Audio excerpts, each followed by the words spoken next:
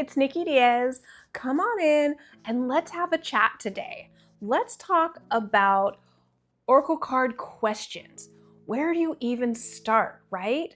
So I'm going to be answering your top 5 questions about asking a question for the Oracle cards so that you can get the best guidance for you in the moment.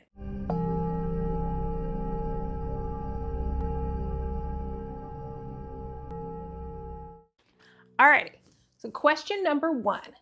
Can you ask yes or no questions to your Oracle cards? I love this one. This is such a good question. Okay, here's the thing. Most Oracle card decks do not have cards in them that just say yes or no answers, right? There are a couple, I actually own a few that do that, but it's really rare. So the way Oracle cards usually go is they are designed specifically for you to get a broader answer. And that is going to guide you in using your intuition. You know, when you look at those images and the colors and the wording on the bottom, that's really going to bring something out in you. So it doesn't really serve you very much to ask just a yes or no question because the cards are typically not going to be set up to answer a question like that. So I would say skip the yes or no questions. Okay, number 2. Time-based questions. So asking the cards if something is going to happen in a certain amount of time. So this comes up a lot when people want to ask a question about their goals, right? So here's the thing. It's not like the universe has one plan for you and everything is going to happen in this kind of structured straight line. It's just not how energetics works, right? Let alone everything that spirit can make happen for you. We are the ones, us humans, we get really caught up in time. And that's such a fluid concept to your angels, your spirit guides. Time is not the same for them as it is for us. So, to be honest, asking a time-based question is really limiting the possibilities of what could happen, right? So really the only time that you are going to use a time-based question is when you're asking, how can I best reach my goal within this time? And then the answer that you would get from the cards is going to show you really kind of the energy that you need to embody. It really all comes down to you and your actions. And then as you're making those actions and taking progress on that, then the universe is coming along and being, oh yeah, they're really going for it. Let's throw this in there. And honestly, you might even end up surprised at how it turns out. Different than you thought, but even faster than you thought. It's just, again, it all comes down to you. So yes, use time-based questions in order to really give you the best answer for the kind of energy that you can embody to get you to your goal, but leave it open in terms of whether or not that's a success or a failure. Don't put the judgment on it if something didn't happen in that amount of time, and leave that to the Oracle cards, right? So you are going to take the action. My 2 cents on that, right? Got a little tangent with that one. Okay. Number 3. All right. Can I ask a question for someone else? Yeah, absolutely. So when I do Oracle card readings for you folks, I am doing that on your behalf, right? I am asking for spirit to give some guidance to you. And so, yeah, absolutely. You can answer questions for someone else, like pull a card for somebody else. Specifically, I would say if they ask you to, can you pull a card for me?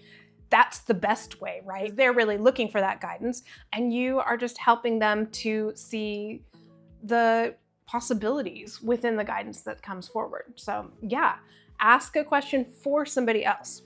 Okay, here's where it gets interesting. I would say, do not ask a question about somebody else, right? For example, how can I get my hubby to not do something that you want him to stop doing? Or, how can I get somebody to fall in love with me or something like that? So really, anytime you're asking questions specifically about that other person, you're never going to get a good answer about, well, let me rephrase. You're not going to get a clear answer about what the other person is going to do.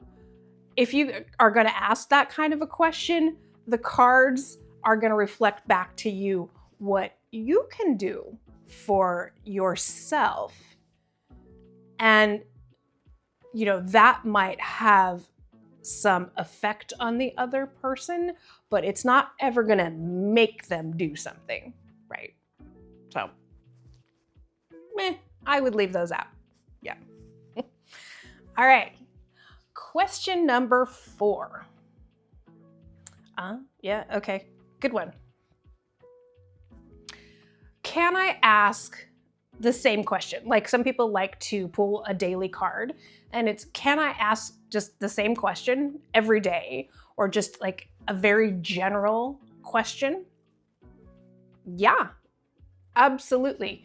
You definitely can. In fact, that's when I would say, if you're in the habit of pulling a card every day, sometimes it can be as simple as, Spirit, what would you like me to know today? Or how are you supporting me today? Those are really good because they're really broad, and you're always going to get a beneficial answer from the cards, right? You're going to look at that card and there's going to be a message there within the images and the wording on that. And it's up to you to interpret it. Here's why I don't normally do general questions for myself, or if I'm sitting down with another person to do a personalized reading, is that it's exactly that, right? It's just so broad, so general, that it can take more time to figure out the message that is being presented to you through the cards. So if you want to get clear and straightforward answers to your questions, then I would go for a more detailed question. And that is going to lead us into the last question. The last question then is, how do I form the most clear and effective questions? So since Nikki, you just told me, avoid all these other things, what is that I should be doing then, right? Okay. Here's the thing. Spirit is always working on your behalf, right? In the background and guiding you. And so truly, the most important thing that you can do in your life is follow what lights you up, where your heart wants to do. So that's the key to your questions as well.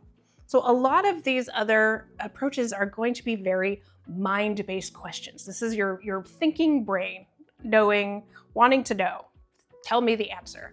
So yes, mind questions can work, but what's really going to matter and what's really going to get you further along and just get that guidance that lands and just means something is tapping into your heart, because your heart has questions that it wants to know. So in fact, I have a whole method of moving out of your head question and coming into your heart and getting your heart question, and I call it heart sourcing. When you ask your question from your heart, then the answers that you receive through the cards are just so much more potent and powerful, and just, I feel like they give the clearest direction for your next steps And it always just feels like such a big hug from the universe when you are brave enough to ask from your heart and they really give you that guidance to support that. So that is my ultimate suggestion, is ask questions from your heart. Heart sourcing.